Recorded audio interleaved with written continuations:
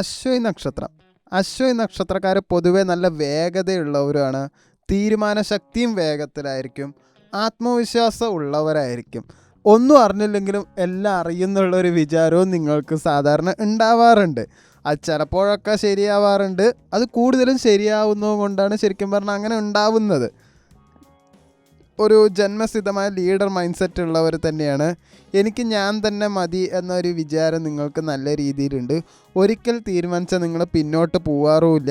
ഇമോഷണലായി നിങ്ങൾ സോഫ്റ്റ് തന്നെയാണ്, പക്ഷെ പുറത്തൊന്നും കാണിക്കില്ല. പുറത്ത് കാണിക്കുന്നത് നല്ലത് നിങ്ങൾക്ക്, പക്ഷെ അത് കാണിക്കാൻ കഴിയില്ല.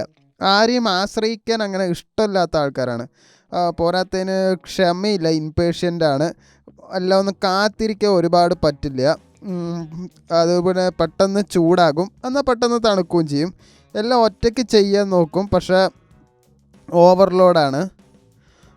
Trust issue ഭയങ്കരമായിട്ടുണ്ട്. ഒരിക്കൽ ചതിക്കപ്പെട്ടാൽ പിന്നെ ആ ഭാഗത്തേക്ക് പോവില്ല. ഈ 2025 ഡിസംബറിൽ ശരിക്കും പറഞ്ഞാൽ ഒരു കഠിനമായ ഇൻട്രോസ്പെക്ഷൻ മാസമായിരുന്നു. ജോലി കരിയറിൽ പ്രഷർ ഉണ്ടായിരുന്നു. ഞാൻ തെറ്റായ വഴിയിലാണോ എന്നുള്ള ഒരു സെൽഫ് ഡൗട്ട് ഉണ്ടായിരുന്നു. പണം വന്നെങ്കിലും നിൽക്കാതെ പോയി. ചിലർക്ക് റിലേഷൻഷിപ്പ് കുറച്ച് കോൾഡായിരുന്നു. ഒരാൾ സഡൻലി ഡിസ്റ്റൻസ് എന്തായാലും എടുത്തിട്ടുണ്ടാവും. ഉറക്കവും മെൻ്റൽ പീസും നല്ല രീതിയിൽ ഡിസ്റ്റർബ് ആയിട്ടുണ്ടാവും. കല്യാണം കഴിഞ്ഞവരാണെങ്കിൽ മക്കളുടെ കാര്യം ഓർത്തിട്ടായിരിക്കും കൂടുതലും ഡിസ്റ്റർബ് ആയിട്ടുണ്ടാവുക. എത്ര ശ്രമിച്ചിട്ട് എന്തും കൊണ്ട് റിസൾട്ടില്ല എന്ന് തോന്നലും ഉണ്ടായിട്ടുണ്ടായിരുന്നു. ഡിസംബർ എൻഡിങ് മന്തല്ല, ഒരു ഇന്നർ റീസെറ്റ് മന്താണ്.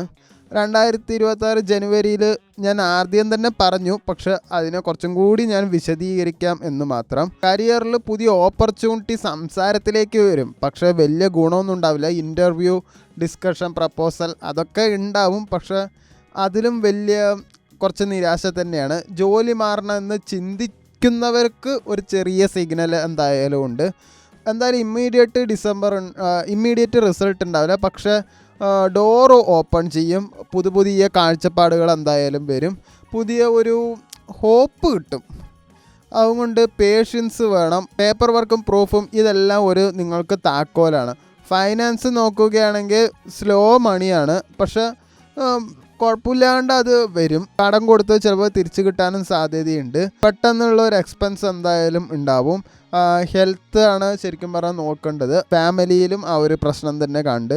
ജനുവരിയിലൊരു ബാലൻസ് മന്താണ്, പക്ഷേ ഒരു പ്രോഫിറ്റ് മന്തൊന്നുമില്ല. വലിയ ലാഭമൊന്നും ജനുവരിയിൽ സാമ്പത്തികമായിട്ട് ഒന്നും തന്നെ കാണുന്നില്ല. റിലേഷൻഷിപ്പിൽ കമ്മ്യൂണിക്കേഷൻ വീണ്ടും തുടങ്ങും.